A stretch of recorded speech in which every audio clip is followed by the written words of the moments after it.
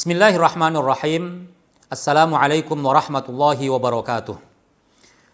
Pemirsa yang mulia, hari ini insya Allah kita akan membahas tentang fikih faraid, dan tema yang akan kita bawakan adalah al-warithun wal warithat, ahli waris baik laki-laki maupun perempuan. Ada 25 ahli waris, 15 ahli waris laki-laki dan 10 ahli waris perempuan. Saya akan menyebutkan satu persatu siapa mereka yang berhak menjadi ahli waris. 15 ahli waris laki-laki adalah: 1. Anak laki-laki. 2. Cucu laki-laki dari anak laki-laki, atau bahasa Arabnya ibnul ibni. Yang ketiga, ayah.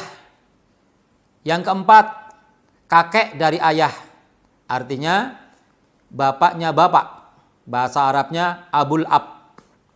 Yang kelima, saudara laki-laki sekandung, artinya antara dia dengan si mayit hubungannya saudara yang bapak dan ibunya sama.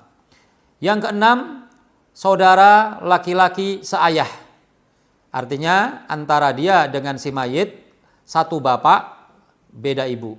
Yang ketujuh adalah saudara laki-laki seibu, yaitu satu ibu beda bapak. Yang kedelapan adalah anak laki-laki dari saudara laki-laki sekandung. Yang kesembilan adalah anak laki-laki dari saudara laki-laki seayah.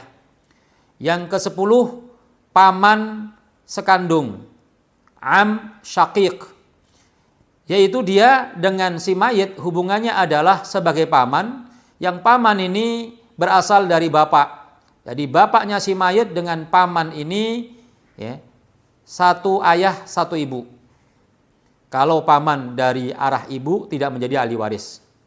Yang ke-11, paman seayah, yaitu hubungan ayah si mayit dengan si paman ini satu bapak beda ibu.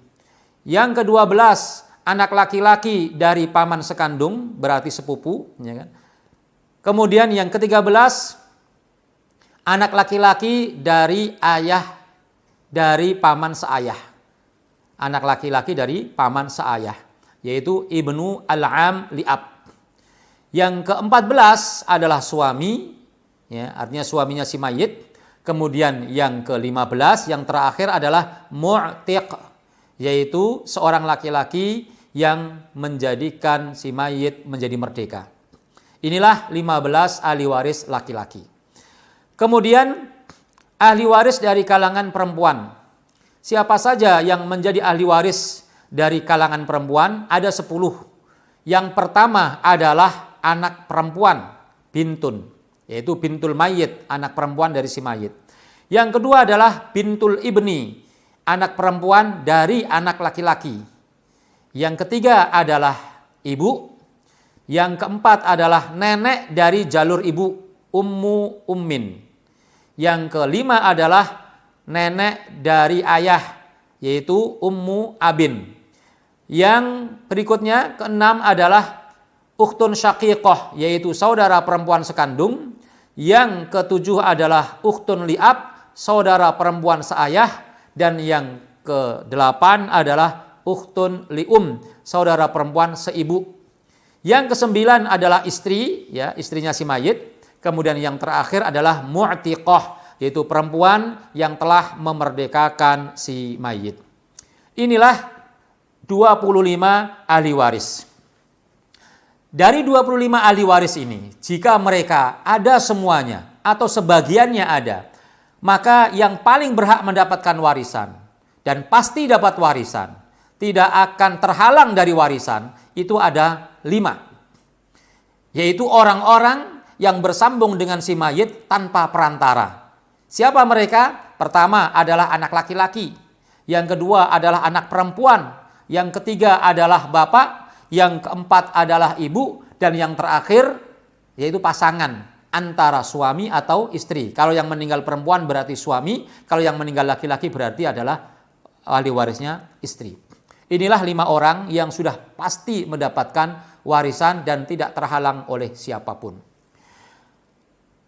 Para pemirsa yang dimuliakan Allah Subhanahu wa taala, pembahasan selanjutnya adalah ahli waris, ya. Yang akan kita bahas adalah warisan istri. Ketika seseorang meninggal dunia dan dia meninggalkan istri, maka istri ini memiliki dua peluang untuk mendapatkan warisan. Yang pertama, peluangnya adalah bisa mendapatkan warisan 1/8 dari seluruh harta warisan yang ditinggalkan si mayit. Yang kedua adalah berpeluang untuk mendapatkan warisan 1/4. Hanya ada dua kemungkinan seorang istri mendapatkan warisan, 1/8 dan 1/4. Kapan seorang istri mendapatkan warisan 1/8? Seorang istri mendapatkan warisan 1/8 dengan satu syarat. Syaratnya adalah ketika si mayit, yaitu suaminya, memiliki keturunan. Keturunan yang dimaksud adalah bisa jadi ia anak atau cucu yang menjadi ahli waris, baik laki-laki maupun perempuan.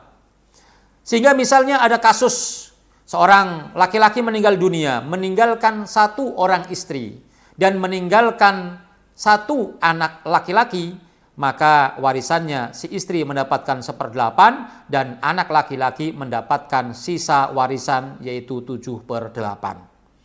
Contoh lain misalnya ketika ada orang meninggal dunia meninggalkan satu orang istri dan dua orang anak, satu anak laki-laki dan satu anak perempuan, maka si istri mendapatkan 1/8 warisan. Sisanya diberikan kepada kedua anaknya si mayit dengan pembagian lidzakari mithlu hadzil untsayain, yaitu laki-laki mendapatkan 2 bagian dari bagian anak perempuan. Lalu ada pertanyaan, bagaimana kalau jumlah istrinya lebih dari satu? Bagian istri yang 1/8 tadi tidak dibedakan antara istri yang satu atau istri 2 atau 3 dan sampai 4. Jika istri ini jumlahnya 1 maka 1/8 akan diwarisi seorang diri. Jika 2 maka akan dibagi menjadi 2 dari 1/8 itu. Jika 3 dibagi 3 dan seterusnya. Maka jumlah istri akan bersama-sama memiliki 1/8 warisan dan mereka berbagi sama. Ini bagian 1/8 bagi seorang istri.